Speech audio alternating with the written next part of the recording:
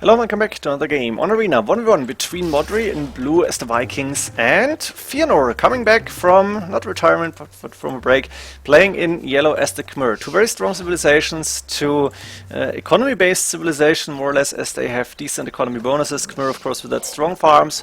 Vikings have free wheelbarrow and handcart, making their farmers really strong as well as their economy completely. And this game was casted by John Slow as well. There was a discussion about what to go. What approach do you go for with Vikings, with Khmer? Khmer should be stronger somehow, unless Vikings can go for Berserks and like Onages, for example. Here, Modri is doing 6+3 only, as I just learned, looking at the very early stages of the game. 6 villagers on sheep or now on goose, that's just standard here. And Modri going with the next villager to build a mill once he has the wood. Now he needs to wait for wood a little bit here. Has 8 villagers underneath the TC, therefore is not sending the villager immediately. And now it's 9 even. Let's see what he's planning to do here. We have for Modri second stone safe in the back. On the other side, the main stone quite safe. Main gold forward, second gold on the right hand side forwardish as well. And a third gold somewhere outside. One relic that we can see. Modri now going for the Ibex actually, and has 10 villagers underneath the TC plus one that's just getting a second boar in. So his food income, his early food income should be really good. He's building a house here to not get housed. Good timing here, good spot. And he is still with 3 villagers on wood, only 2 villagers on berries. He's taking a lot of food here. Not sure why. I imagine maybe he wants to use the wheelbarrow bonus and go for farms only then, but I'm proven wrong. He's going with the second lumber camp now, also sending a total of 5 villagers to the berries. And he has 10 villagers here. Now it's 4 on wood on the left hand side and 3 for now on the other side. 1 farm is up, another house coming up here. Now it's 4+4. And there is 5 villagers on sheep, 3 on straggler trees, 2 more coming up, 5 on berries is a little bit uncommon, but it's alright. And is he going for gold somehow? I don't see a gold mine for him. There's another villager coming up. Now, I'm not sure what approach this is. I don't like the mining camp, should be one more tile to the left, maybe even on the other side. That's what John Slow said at least, but I guess it's okay-ish. He's gonna take the last goose, he's gonna have enough resources to click up to Castle Age immediately when he needs it after the 2 villages that he's building in Feudal Age. And therefore the build order maybe not flawless but solid, and he's going for barracks, so it's gonna be a military approach. That villager was trapped for a little bit but caught it in time, so 5+4, 4 farms up. We could even see a stable opening here actually. Now about the other resources, third gold on the left hand side is outside, 2 relics here actually. We have extra gold on the map, second stone, third gold outside for Feanor, extra stone, extra gold on the other side, as well as a relic. There's one more relic a little bit closer to Feanor, another one here close to his base. We have the second gold for him inside forward, main stone on this in the back, main gold safe in the back as well. So his map quite good. He's going with a stable himself, but of course as the Khmer, he's up on the way to Castle Age already, and it's gonna be stable for both players. And that's something that Cont I think was saying, go for light cav, try to deny the relics, get some fights and try to get the better economy up, and then try to go to a smoother Imperial Age transition. And that's what Modri is trying to do. Of course with the Vikings you also get very good food income from the farms, and he's got a lot of farms already up and running, so he will be able to go for the light cav upgrade now, and should also be able to go for Boso, as well as an extra TC that he's putting on that second gold and the woodline. I like the TC spot. He's got 4 light cav already. I think Loom was just done. Is that possible? No, I didn't misread that. And now the monastery is up to get the first relics in. We have Feanor.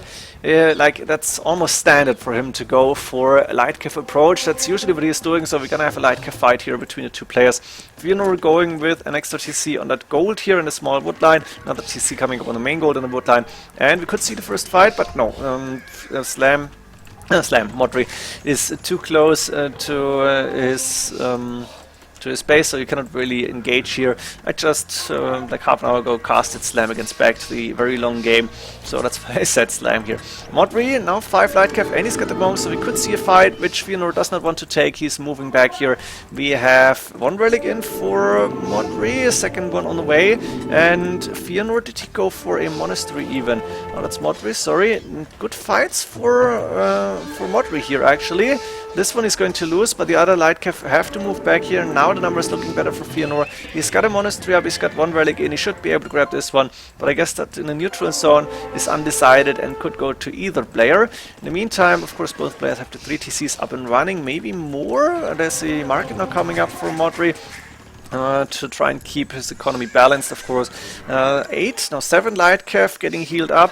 It's 8 for Feanor, and he's able to grab that second relic for himself, and probably the last relic as well. Are we going to see a big battle here? Yes, the light cav now engaging. 2 light cav taking down the monks, and Feanor has more light cav, but does not want to lose his light cav to the conversions, therefore he's moving back here. Now he should be able to stop the monk from taking the relic. He can see it, but he is not really focusing. Finally he's moving there. Yeah, that monk is going to die. He's trying to cut it off. He's gonna see, yeah, the monk is not there yet, and bye-bye. He's sending a monk himself, and Modri is not close. Only 3 light cav left, so he lost quite a few in that battle, and did not get that third relic in. Now the question is, who's going to be able to go to Imperial Age smoother, and you can see Feanor is already on the way. Should open with Arbalest. That was the result of the discussion, more or less. But Feanor is not opening with Arbalest. Instead, as far as I remember, he's opening Light Cav. No, not Light Cav, sorry, Cavalier even, and that was really surprising. Maybe he expected Modri to go for Arbalest, then full Cavalier can be really deadly, but Modri knew a little bit better than to go for the Arbalest here, saying, yeah, Arbalest, that's a unit I need. He can transition away, so he's starting to produce to prepare pikemen already, maybe for the upcoming elephants, also for the light cav on the field, and I'm not sure how he could tell, but it's probably the right decision to do. Feanor up to Imperial Age, he's going for Cap Ram, should be going for Cavalier upgrade immediately, that there it is, and is producing more knights as well as soon as he can afford it. We have Modri with the pikeman upgrade done, doesn't get Halberdier, so it's not like he's gonna stay on pikeman all game long, or that's his main army. It's just the defensive approach that he needs right now, and he has got 2 mangonels to stop any rams. Could go for oranges really, and he's got enough stone for a castle. His stones are safe. There's a TC on that main stone. Did I see that before? Wait, that's 1, 2, 3, does he have 4 TCs? No, it's 3 TCs, right? So I didn't see that it was on stone, maybe I missed that. He's going out with that castle. That's quite ambitious, but it looks like it could work, and the Cavalier cannot really do a lot. The Scorpions, though, they are a decent addition here, and you always want to go Scorpions with Khmer, or maybe not always, but most of the times. Then again, the castle now is up, villagers inside, and the Scorpions will die. The Cavalier have to go back, and Modri has a decent position. Feanor is going to lose those siege workshops, maybe not the stables immediately, and the Cavalier cannot take these fights. So now you need to either go for siege workshops at home and try to go heavy Scorpions, and then I don't know, ballista elephants, elite skirmishes maybe go for your own halberdiers. That's an option at least, but you expect your opponent to go for infantry because you have the upgrades on the pikemen already. Berserks is a unit you definitely want to go. Modri is going with the castle, not too far forward, but forward on the left hand side. Light kept waiting on the extra gold. I like this idea from Modri, and Modri still has those Cavalier, but they are not going to take decent fights. The pikemen are dying, but not without taking quite some damage on those Cavalier, and it's just not a problem for Modri to lose this. He's trying to go with the TC here. Same goes for Feanor, so Modri sent pikemen here, and a castle coming up for Modri as well. He's taking full map control, was able to take down the TC, has 2 trebuchets here. He's now starting to attack those stables as well, because they're just annoying, and he's done the Onager upgrade. Is he going for Berserks already? We're gonna see Bombard Cannons, an option that I missed, but I think the Khmer lost it, right? In the like late April, early May patch. Not quite sure about that. I mostly read the leaked notes. Another TC is not gonna go up, instead Modri is gonna be able to take that gold, and it looks like Feanor is in trouble. What do you do here? Possibly Arbalest or Elite Skirmishes. Arbalest would be better, but it's not easy to afford. Feanor has so much gold in the bank. This is huge. Cavalier was a poor choice, that we can say, and I think Modri should start to go for the Berserks. He doesn't really need them, but they should win him the game. Oh, sorry, had to sneeze and only a little bit later my game crashed. Let's continue. Siege Ram on the way. 2 bombard cannons hitting the castle here. Modri is repairing, going for the counter trap here. He's also using an Onager to attack a house and another 2 traps here actually. Ah, there's the 1 trap coming up to open these fortified walls. We have siege workshops coming up forward. Modri is still in control over the map here. And I think... should we see Heavy Scorpions here? Feanor has good resources. Heavy Scorpion upgrade almost finished, so there they are, 16 plus 1 attack already, plus 2 range. Does that mean double crossbow is done as well? Was it a bonus? I'm not quite sure. Bombard cannons, 3 of them, but they need to move away now as the trebuchet went down, but as a counter to those bombard cannons. And Modri is actually using the siege rams to now breach the walls. Got a lot of pikemen. Is he going for berserks already? Not that I can see yet, but I think he will go for berserks very soon from what I just saw. Pikemen moving in. Feanor did never go for arbalest or elite skirmishers. Doesn't have a lot of space inside his base actually, and is losing villagers on the lumber line here. Okay, not any longer, but the lumber camp is getting attacked. So now siege rams moving in, and the gate should go down. The pikemen, yeah, they are not going to be good against the heavy scorpions, but they're a little bit of a bait here. And of course, the siege rams will be hard to take down. And once the pikemen are close, it will be fine. There is fully upgraded elite berserks now incoming, and a few cavalier left. Not too many, I guess. We have berserks here, siege rams approaching the siege workshops. This is looking good for Modri for now.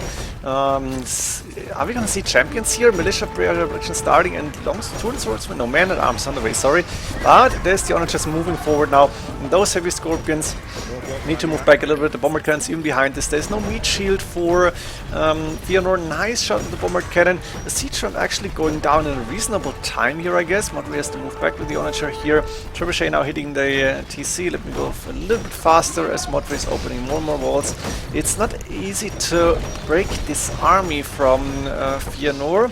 He's in good defensive position, but Feanor can also not really break free. Now he's using the bombard cannons once again to attack the trebuchet. Was quite annoying here, of course, and he's going to see a few more farms. I don't like the position, but he doesn't have space in the back here. The house is really blocking a lot. Relic, he lost the monastery with 3 relics, was it that? And now we have that army composition we're talking about. Berserks and onagers. That's just a very good army for Vikings here against longswordsmen. They don't really stand a chance here because they don't have enough upgrades, especially seeing that they are only longswordsmen. Onagers moving forward, and the scorpions. Ooh, that's one big shot here. Scorpions going down. One more coming in. Oh my god, look at this. All the scorpions dying, and Feanor immediately calls the GG. I hope you enjoyed this game. Very interesting to see Modri was able to defend against the Cavalier. None was going arbalest, and in the end Modri just with a better army. I forgot to turn the score on again, sorry for that. Hope you enjoyed this game. See you in the next ones. GG.